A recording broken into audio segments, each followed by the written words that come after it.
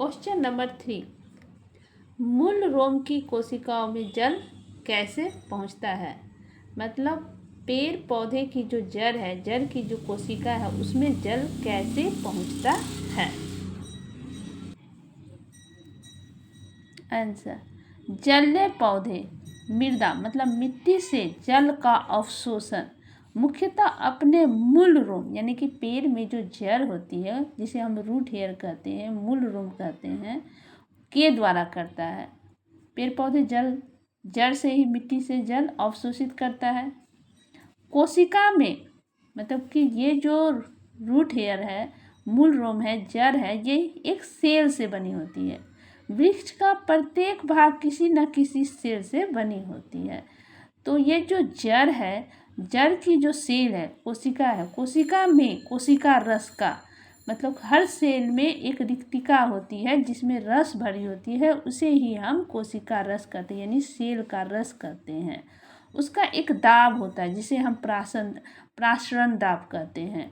तो कोशिका रस का प्रासरण दाब भूमि जल के दाब से अधिक होने से, मतलब कि ये सेल है, सेल में जो सेल का रस है यानी कोशिका रस है, रिक्तिका में जो रस है जिसमें कि खनिज लवण सब पाए जाते हैं, तो वो कोशिका रस का जो प्रासरण दाब है, यह दाब जो है भूमि का जो जल है, ये जल का दाब इससे ज़्यादा है। भूमि का जल जो है वो कोशिका रस से कम है और कोशिका रस का जो दाब है वो भूमि जल से ज़्यादा है।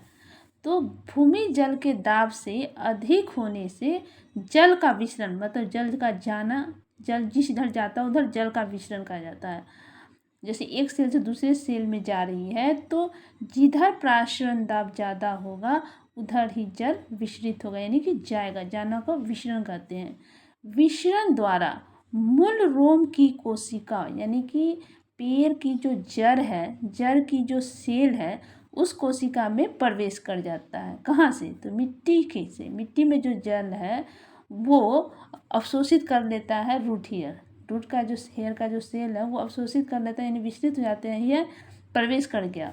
अब मूल रोम की कोशिका स्फीत अवस्था में आ जाती है। इसका मतलब यह हुआ कि रूट हेयर की जो सेल है वह उसको जितनी मात्रा में जल लेना था वो ले लिया, अब वो रुक गया, स्फीत हो गया, स्फीत अवस्था में आ गया और धीरे धीरे मूल रोम यानी कि जड़ की कोशिका, जड़ की जो सेल है, कोशिका के कोशिका रस, ये सेल है, सेल में रिक्तिका होती है, उसमें एक रस होती है जिसे हम कोशिका रस कहते हैं। तो ये रूट हेयर की जो सेल है और सेल की जो रस है, इस रस का जो प्रासरण दाब है संलग्न मतलब उससे जो जुड़ा है, संलग्न मतलब जुड़ा है, जुड़ा एक सेल है जिसे हम कॉर्टेक्स की सेल कहते हैं, कॉर्टेक्स की कोशिका से कम हो जाता है। मतलब इस कॉर्टेक्स की जो कोशिका है, इसमें जो कोशिका रस है उसका जो प्रेशर है, ऑस्मोटिक प्रेशर यानी प्रासरण दाब जो है, प्रासरण दाब जो है वह मूल रोम की जो सेल है उससे ज़्यादा हो गया। तो अब जल किधर जाएगी? तो अब जल इधर आएगी, कॉर्टेक्स सेल की इधर आने लगी, क्योंकि जिधर प्रेशर ज़्यादा रहता है उधर जल जाता है। तो कॉर्टेक्स की कोशिका से कम हो जाता है, इससे जल की कुछ मात्रा कॉर्टेक्स की कोशिका में विसरित हो जाती है। विसरित मतलब चले जाता है, किसी चीज़ का एक जिस इधर जाता है उधर का विसरित हो जाती है और उससे स्फीत अवस्था में आते ही, स्फीत अवस्था मतलब अब इसे भी जितने जल की मात्रा लेनी तो वो ले लिया, अब रुक गया, वो सेल जो है अब रुक गया, उससे ज़्यादा वह जल नहीं ले सकता। तो वो स्फीत अवस्था में आते ही प्रासरण दाब भी कम हो जाता है। अब जैसे स्फीत अवस्था में आया कि इसका ऑस्मोटिक प्रेशर भी अब इसका भी कम हो जाता है, इस कम हो जाता है,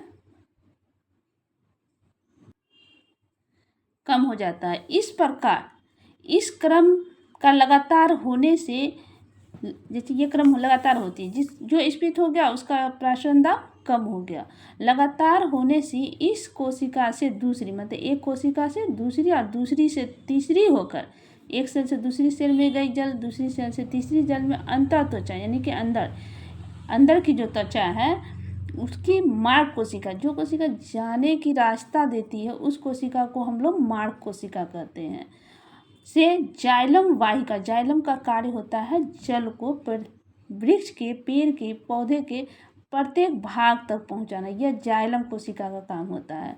तो जाइलम वाहिकाओं में जल विसरित हो जाती है। अब क्या है, ये मानव कोशिकाओं से जल जाइलम वाहिका में गया, यहाँ से जल विसरित हो जाती है, यहाँ एक दाब उत्पन्न होता है, प्रेशर उत्पन्न होता है, जिसे हम मूल दाब कहते हैं। इसी प्रेशर को क्या कहेंगे, रूट प्रेशर कहते हैं, यानी जल का दाब मूल दाब कहते हैं, जिससे जल कुछ दूरी तक ऊपर चढ़ जाती है।